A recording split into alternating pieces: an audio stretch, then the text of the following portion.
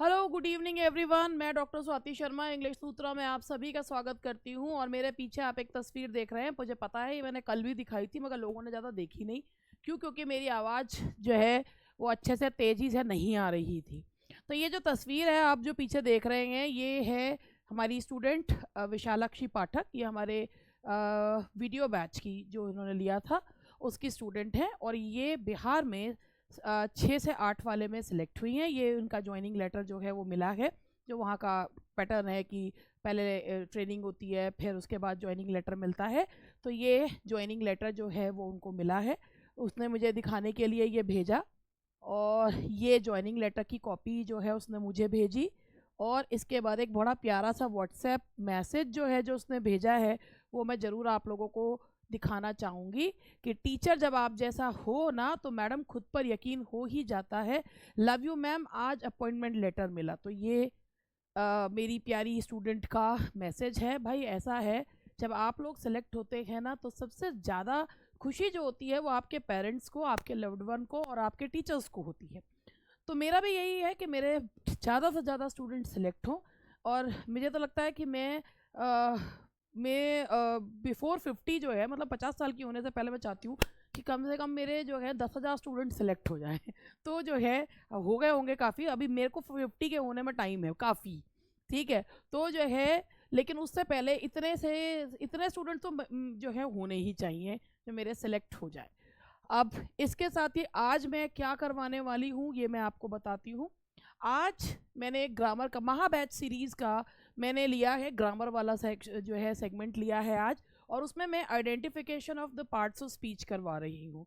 ठीक है, identification of parts of speech. तो आपको पता ही होगा कि पार्ट्स ऑफ स्पीच को आइडेंटिफाई कैसे करते हैं। अभी आप लोगों ने कुछ दिन पहले एक वीडियो भी देखा होगा कि उसमें जो है जो पूरा एक बहुत ही ज़्यादा जो है वायरल हुआ है, सो ब्यूटीफुल, उसका भी जो है पार्ट्स ऑफ स्पीच निकाल दिए गए हैं।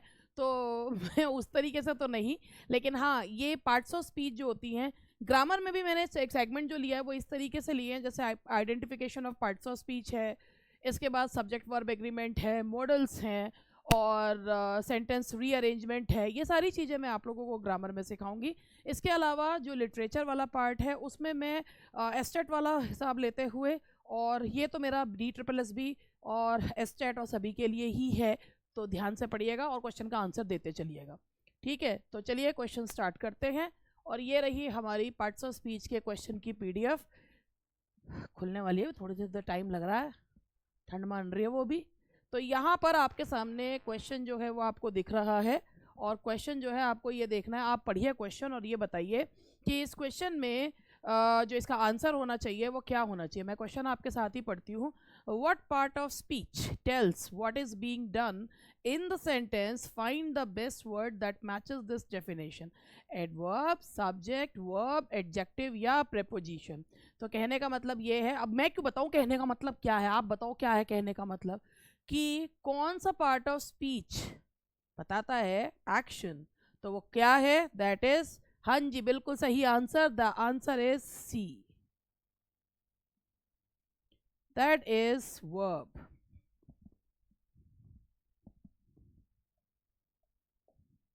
दैट इज वर्ब, वर्ब है इसका answer. What is the part of speech that is the last word of a preposition? Find the best word that matches this definition. Verb, adverb, object of preposition, preposition, adjective. What is the part of speech that is the last word of a preposition? Find the best word that matches this definition. देखो भाई, पहली बात तो ये है कि जो preposition होता है ना, जैसे अगर हम ये बोलते हैं the book is on the table, the book is on the table, तो आपका जो ये ऑन है ये प्रेपोजिशन है, इस प्रेपोजिशन का ये ऑब्जेक्ट है। ये यहाँ पर वर्ब का ऑब्जेक्ट नहीं है, ये प्रेपोजिशन का है। वर्ब का ऑब्जेक्ट नहीं है तभी ये इंट्रांजिटिव वर्ब है। याद रखिएगा, प्रेपोजिशन का ऑब्जेक्ट और वर्ब के ऑब्जेक्ट में फ़र्क होता है। प्रेपोजिशन के जो ऑब्जेक्ट होते हैं वो नाउन होता है, प्रोनाउन होता है, जेरेंड होता है, लेकिन जो प्रेपोजिशन वाला पार्ट होता है वो कहाँ, कब, कैसे, इस तरीके, मतलब एडवर्ब वाला काम जो है वो करता है। तो वेयर, जैसे ये the book is where on the table, तो ये इंट्रांजिटिव वर्ब है। और ये जो ऑब्जेक्ट है, जो नाउन है, ये प्रेपोजिशन का ऑब्जेक्ट है, वर्ब का ऑब्जेक्ट नहीं है। तो यहाँ पर ये जो वर्ब है ये इंट्रांजिटिव वर्ब है क्योंकि इसका ऑब्जेक्ट है ही नहीं। तो ये जो ऑन द टेबल है, ये जो द टेबल है, ये किसका ऑब्जेक्ट है? प्रेपोजिशन का। तो यहाँ यही पूछा गया है कि last word of a preposition is called object of a preposition, that is object of a preposition.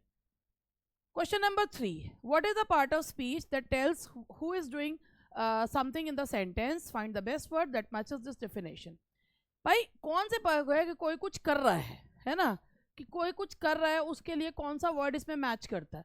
तो वर्ब, प्रेपोजिशनल फ्रेज। अब आप एक सिंपल सी चीज़ बताना, प्रेपोजिशनल फ्रेज किसे कहते हैं? प्रेपोजिशनल फ्रेज जैसे एडवर्ब फ्रेज भी कहा जाता है, यानी कि जैसे ऑन द टेबल या इन द स्काई, ये सारे के सारे प्रेपोजिशनल फ्रेज होते हैं, एडवर्ब फ्रेज भी इन्हें कहा जाता है। तो अब आप यहाँ पे देखिए, लेकिन यहाँ हमारा क्वेश्चन ये नहीं है। हमारा क्वेश्चन ये है कि what is the part of speech that tells who is doing something. मतलब सब्जेक्ट में जो कोई काम कर रहा है, काम करने वाले को क्या कहते हैं? सब्जेक्ट। सब्जेक्ट कौन होता है? या तो नाउन होता है या मैं होती हूँ, नाउन होता है या प्रोनाउन होता है। तो और आप कहेंगे जेरेंट्स भी होते हैं, उन्हें वर्बल नाउन ही तो कहते हैं। तो जो सब्जेक्ट में जो सेंटेंस में कुछ काम कर रहा होता है उसे क्या कहते हैं? सब्जेक्ट। उसे सेंटेंस में सब्जेक्ट कहते हैं। जो हंस हंस के, खुश हो के काम जो है वो करता रहता है, तो उसे क्या कहते हैं? सब्जेक्ट कहते हैं। What word is a word used to describe a verb or other modifiers? Answers where, when or how. Find the best word that matches this definition. Verb, prepositional phrase, preposition, adverb, adjective. पहले question को ध्यान से पढ़िएगा। Which word is used to describe a verb? कौन सा word होता है, कौन सा पार्ट ऑफ स्पीच है जो वर्ब को मॉडिफाई करता है? जैसे हीरा सो ब्यूटीफुल, ये खैर इसमें जो है वो वर्ब को नहीं, मैं एडजेक्टिव को मॉडिफाई कर रहा हूँ, जो वहाँ से ले लेते हैं। तो ये जो है सो ब्यूटीफुल, तो ब्यूटीफुल एडजेक्टिव को सो कर रहा है तो वो एडवर्ब है। Heron's I hardly believe, believe verb, hardly कितना मुश्किल से, तो हार्डली जो है वर्ब को मॉडिफाई कर रहा है। इसके बाद जवाब किसका देता है? वेयर। उसके अलावा वेयर, वेन का। Meet me tomorrow, meet me when, tomorrow. Meet me जो है वो पूरा प्रेपोजिशनल फ्रेज का वो जवाब देगा। तो जो है जहाँ पर हाउ का, ही जो है speaks fluently, he speaks how fluently, तो वेयर का जवाब देता है, वेन का जवाब देता है, हाउ का जवाब देता है। उसे क्या कहते हैं? क्या कहते हैं? क्या है भैया बताओ? That is adverb, that is adverb, that is D adverb. ठीक है जी। इसके बाद अब मैं पहले अपना ऐड करूंगी, क्योंकि मैंने आते के साथ ही ऐड नहीं करा था, तो अब मैं ऐड करूंगी। पहली बात भाई, DSSB का जो नोटिस है वो आ चुका है, और DSSB की जो मतलब फॉर्म भरे जाएंगे वो 8 फरवरी से भरे जाएंगे। तो जो बिलो 30 हैं वो लोग अभी फ़िलहाल, क्योंकि वैसे तो वुमेन को जब पिछली वैकेंसी आई थी तो अप टू 40 तक जो है उनको रिलैक्सेशन दी गई थी, मगर अभी जब तक नहीं आ जाता कह नहीं सकते। तो जो लोग फॉर्म भरना मतलब DSSB का एग्ज़ाम निकालने में इच्छुक हैं, वो हमारे ऐप इंग्लिश सूत्रा जो कि प्ले स्टोर पर है उसको डाउनलोड करके, और जो है उसमें हमारे जो जितने भी बैचेस हैं उनको चेकआउट कर सकते हैं। अभी एक और जो है भाई देखो, हमारे पास अवेलेबल बैचेस हैं वो मैं आपको बता देती हूँ। हमारा एक महा बैच है, ठीक है। अब आप सोचोगे आज इन्होंने शुरू में नहीं करा तो बीच में आके कर रही है, करना तो पड़ता है, क्या करें भाई, पढ़ाना भी तो है ना, औरों को सिलेक्शन भी तो दिलाना है। ठीक है, महा बैच है जो सारे एग्जाम्स को कवर करता है, UPTGT और LT को छोड़कर। भैया UPTGT LT को छोड़ के उसे ना लेता वो, ठीक है। उसके अलावा KVS, DSSB, BPSC और NVS, और जिसमें जो कॉमन जिनके सिलेबस हैं उनको सबको कवर करता है। उसके बाद एक खाली DSSB का बैच है जिसमें लिटरेचर और ग्रामर है। एक सिर्फ लिटरेचर का बैच है DSSB का। भाई और बहनों जब आओ आपका बहुत बहुत स्वागत है हमारे ऐप पर। स्टोर में जाना और अगर ना दिख रहा हो तो सर्च ऑल कोर्सेज फिल्टर लगा के देख लेना, ना समझ में आया तो पूछ लेना, ठीक है। तो वो जो है एक बैच सिर्फ और सिर्फ DSSB लिटरेचर का, फिर BPSC का बैच है सिर्फ BPSC के लिए। अच्छा, DSSB का TGT PGT का सिलेबस है सेम, तो इसलिए बैच भी सेम रखा है। अब क्या मिलेगा आपको मिलेगा ये, इसमें आपको इसमें सारा स्टडी मटेरियल आपके घर पे आएगा, लिटरेचर का भी, ग्रामर का भी, और प्रैक्टिस पेपर भी, सब आपके जो क्वेश्चन आयर वगैरह सब आपके घर पर आएगा, कोरियर से घर पे आपके आएगा, ठीक है जी। ये तो हुई यहाँ तक की बात। अभी एक बात और सुनो, अब हमारे वीडियो बैचेस भी अवेलेबल है। अभी हमने सोचा कि हम वीडियो बैच में अब हम एक ऑफर दे रहे हैं, दोज हु आर इंटरेस्टेड, तो हम एक ऑफर दे रहे हैं। हमने यूपी TGT और DSSB के जो वीडियो बैचेस हैं, ये वीडियो बैचेस वो नहीं है मैंने अलग से बनाया, मैं अलग से सामने जैसे ये बना के कर रही हूँ, नहीं, मेरे वीडियो बैचेस जो होते हैं चलती हुई क्लास के वीडियो बैचेस, चलती हुई क्लास का बैकअप है। तो मैं जो 2 बैचेस हम मर्ज कर रहे हैं, यूपी TGT और DSSB, दोनों का एक मर्ज बैच, यानी कि एक ही बैच के प्राइस में आपको दोनों कोर्सेज मिल जाएंगे। हाँ भाई, प्राइस थोड़ा है क्योंकि नोट्स काफ़ी सारे आएंगे, तो आपको एक batch UP TGT plus DSSB का भी मिल जाएगा, जो हमने मर्ज कर दिया है, यूपी TGT एंड DSSB। अलग अलग जैसे लोग खरीदते हैं उसकी ज़रूरत नहीं है, यूपी TGT और DSSB भी आपको एक साथ मिल जाएगा। तो आइए जो है उसको देखिए, आपको इंग्लिश सूत्रा का ऐप डाउनलोड करना है और आपको वो चीज़ जो है वो देखनी है, ठीक है जी। इसलिए मैंने सोचा 5 क्वेश्चन पे पहुंच जाऊँ, फिर अपने ऐड करूंगी। What word is a word used to describe a noun? Answers whose, how many, what kind or which one. Find the best word that matches this definition. जो noun को describe करता है, noun को कौन describe करता है? Verb नहीं, prepositional phrase नहीं, noun को describe जो करे, noun को describe करता है। जैसे मैंने बोला whose book is this, book is a noun, whose is adjective, ठीक है। अब how many girls are there, तो गर्ल्स सीधा नाउन के पहले जो आता है, या विच वन जिसके बारे में बताता है, जो नाउन को क्वालिफाई करता है उसे क्या कहते हैं? That is adjective, that is adjective, that is adjective. What type of speech is the word in the following sentence? ये इसमें इन जो है वो क्या है? The woman in the pink suit fell down suddenly.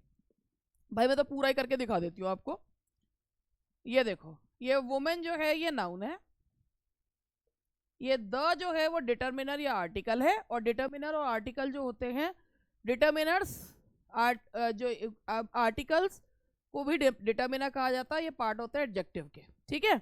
Women noun, ये determiner या article, in preposition, pink suit, pink suit, suit इसमें नाउन, पिंक इसमें जो है वो आपका हो गया एडजेक्टिव, और जो द है आर्टिकल, फेल वर्ब, और फेल वेयर डाउन, तो ये है आपका एडवर्ब। अब आप देखो मैंने पूरा का पूरा इसको कर दिया। तो what type of speech is the word in the following sentence? The woman in the pink suit. तो इन द पिंक सूट जो है ये क्या है आपका? दैट इज इन, जो है in, that is preposition, in is preposition. What type of speech is the word suit in the following sentence? The woman in the pink suit. तो अभी मैंने आपको बताया था, मैं तो पूरी पार्सिंग कर दी थी। The woman in the pink suit, तो suit is a noun। वैसे इसमें नाउन नहीं दे रखा, इसमें जो दे रखा वो देखिए, इसमें ये प्रेपोजिशन का ऑब्जेक्ट है, that is object of the preposition, object of the preposition. What type of speech is the word language arts in the following sentence? Have the girl in that room already finished their report for language arts? ठीक है, have, तो यहां पर ये देखिए language art जो है इसमें क्या है? एडवर्ब है, प्रेपोजिशन है, ऑब्जेक्ट। तो यहां पर आप देखिए इस क्वेश्चन देखिएगा, have the girls in that room already finish there project for language art. तो यहाँ पे जो फॉर है ये प्रेपोजिशन है, और लैंग्वेज आर्ट्स जो है वो उसका ऑब्जेक्ट है। ऑब्जेक्ट तो क्या एक्चुअली आर्ट्स ही है, लैंग्वेज आर्ट पूरा का पूरा ये कंपाउंड नाउन है। तो फॉर लैंग्वेज आर्ट्स, तो ये प्रेपोजिशन, ये ऑब्जेक्ट ऑफ द प्रेपोजिशन। तो यहाँ इसका आंसर आएगा दैट इज सी, सी है इसका answer. What type of speech is the word already in the following sentence? Have the girls in that room already finished their report for language? चलो पूरी parsing करते हैं, आप मेरे साथ साथ चलना और मुझे बताना क्या है, ठीक है। सबसे पहले हम लोग हैव लेते हैं। हैव क्या है हमारा? दैट इज हेल्पिंग वर्ब, ठीक है। द क्या है? आर्टिकल या डिटर्मिनर, जो पार्ट होते हैं किसके? एडजेक्टिव के। गर्ल्स क्या हो गया? नाउन। इन दैट रूम, ठीक है, इन दैट रूम। गर्ल्स, इन जो है आपका preposition, that adjective, room noun. लेकिन जो ये दैट रूम है, पूरा रूम जो है वो object of the preposition. Already, finished, finished verb पहले से ही, कब से? पहले से ही, तो ऑलरेडी जो है वो एडवर्ब हो गया। देयर रिपोर्ट, रिपोर्ट हो गया आपका, दैट इज नाउन, नाउन के पहले देयर आ रहा है तो दैट इज एडजेक्टिव। फॉर क्या है? प्रेपोजिशन। और लैंग्वेज आर्ट्स क्या है? Object of the preposition. तो यहाँ पर जो आपको ऑलरेडी है दैट इज एडवर्ब, क्योंकि ये किसके बारे में बता रहा है? वर्ब के बारे में, फिनिश्ड वर्ब के बारे में। What type of speech is the word finished in the following sentence? Have the girl in that room already finished? देखो, और मैंने अभी बताया था कि पूरी पार्सिंग करी थी मैंने, तो फिनिश का बारे में पहले से ही। तो फिनिश क्या है? That is verb. Finish is a verb, finished is a verb.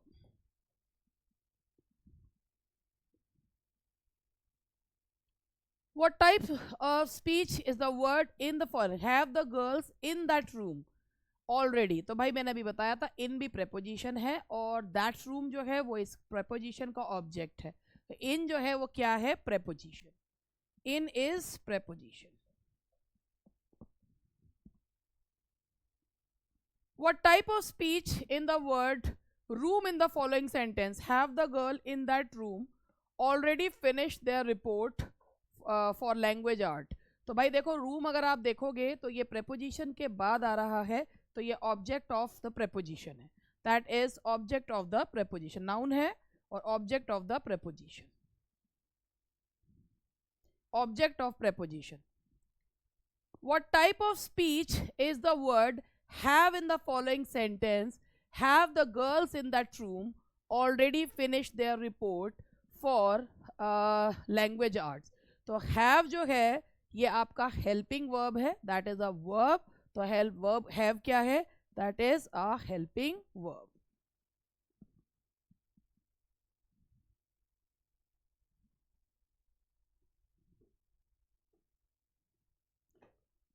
What part of speech describes a verb, adjective or adverb and answers when, where, how and to what extent?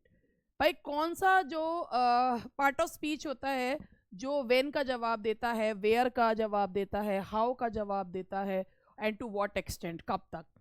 तो वो मैंने अभी थोड़ी देर पहले भी बताया था, वो एडवर्ब जवाब देता है, वर्ब के बारे में बताता है adjective. He speaks fluently, he speaks how? Fluently, fluently का जवाब दे रहा है।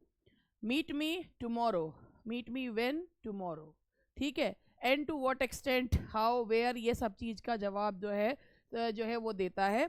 और ही बेयरली जो है सर्वाइव्ड, तो टू व्हाट एक्सटेंट, तो यहाँ पे बेयरली का जवाब जो है वो दे रहा है। तो ये सारा का सारा जो है, इवन अगर आप देयर भी बोलते हैं ना, वेयर का जवाब भी आप देते हैं। अगर आप बोलते हैं मीट मी आउटसाइड, तो मीट मी वेयर? आउटसाइड। तो आउटसाइड जो है दैट इज एडवर्ब, ये प्रेपोजिशन नहीं है, एडवर्ब है। तो the answer is C, adverb. What part of speech connects words or groups of words? Are examples are for for and, no, but, or, yet and so. तो भाई जो words को, speech को connect करते हैं उन्हें क्या कहा जाता है? कंजंक्शंस कहा जाता है। हालांकि सारे जो स्पीच कनेक्ट करते हैं सारे को कंजंक्शन नहीं कहते हैं, जैसे कि जो क्लॉजेस, जो एडजेक्टिव क्लॉज को कनेक्ट करने वाले होते हैं वो जो होते हैं वो रिलेटिव प्रोनाउंस होते हैं। The boy who came here is my cousin, तो ये जो हु है that's not conjunction, that is a relative pronoun.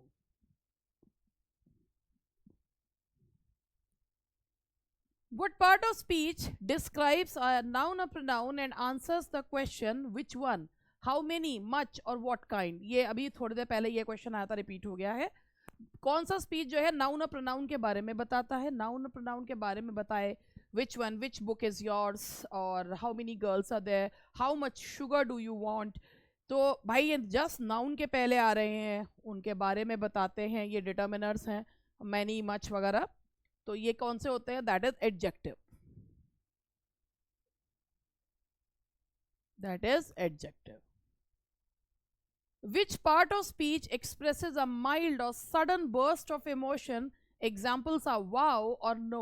ठीक है, wow. वैसे एक आपने इसमें सुना भी होगा जो उसमें आया था, तो जब ये था wow, अगर मैं पूछूं आपसे wow, just looking like a wow जब बोला था, तो उसमें जो wow है वो इंटरजेक्शन नहीं है, just looking like a wow. उसमें wow नाउन का काम कर रहा है, क्योंकि a and the जो आते हैं वो नाउन के पहले आते हैं. वहाँ वाव इंटरजेक्शन नहीं है. तो इट ऑल्सो जो है कि डिपेंड करता है कि कहाँ पर किस तरीके से वो पार्ट ऑफ स्पीच जो है वो यूज़ हो रहा है. जैसे अगर हम बोलते हैं हिज बेटर्स, तो बेटर यहाँ पर जो है वो एडजेक्टिव नहीं है, दैट इज नाउन, क्योंकि पॉजेसिव एडजेक्टिव के बाद नाउन आता है. तो अब आप यहाँ देखिए, what part of speech expresses a mild और sudden burst of emotion and that is interjection. Oh हाँ, वाओ, ये सारे जो हैं वो इंटरजेक्शंस हैं. Which part of speech describe the distance, placement, proximity of one word and another word in a sentence? Examples are to, behind, on. ये यहाँ पे टी ओ टू होगा, दैट इज नॉट टी, ये तो adverb है, T O होगा. कौन सा पार्ट ऑफ स्पीच जो है वो डिस्टेंस बताता है, प्लेसमेंट बताता है, प्रॉक्सिमिटी बताता है, ऑन है, टू है, बिहाइंड है, विद है. आप इसमें देखिए, the book is on the table, the book is where, तो वो प्रेपोजिशन है, और प्रेपोजिशन के बाद के ऑब्जेक्ट को ऑब्जेक्ट ऑफ द प्रेपोजिशन कहते हैं. और टू है, और बिहाइंड है, बिहाइंड द जो है बिहाइंड द बार, और विद है के साथ. तो ये सारे जो हैं वो प्लेसमेंट, डिस्टेंस, प्रॉक्सिमिटी बताते हैं, और ये कौन क्या होते हैं? They are known as prepositions. ठीक है, जो इनका पूरा फ्रेज बनता है वो एडवर्ब फ्रेज होता है.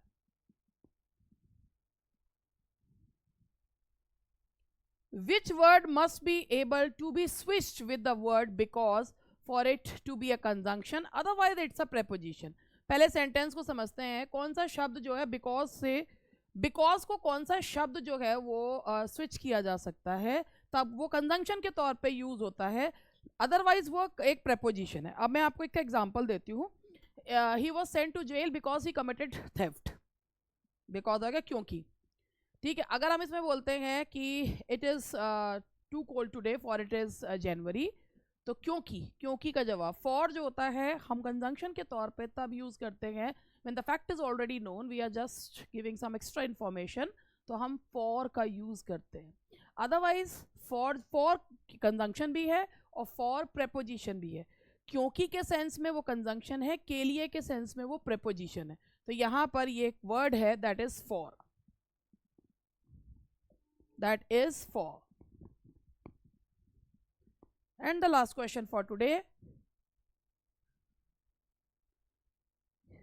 she, her and Sarah went to store, which is the correct pronoun to use? सबसे पहले आप यहाँ पर देखिए, अगर हम पार्ट ऑफ स्पीच को देखें तो यहाँ पर एंड है, ये कंजंक्शन है, और ये हमारा वर्ब है, और वर्ब के जो जस्ट पहले आते हैं वो सब्जेक्ट होते हैं, और सब्जेक्ट में जो यूज होते हैं, जो प्रोनाउन यूज होते हैं, वो नॉमिनेटिव केस प्रोनाउन यूज होते हैं.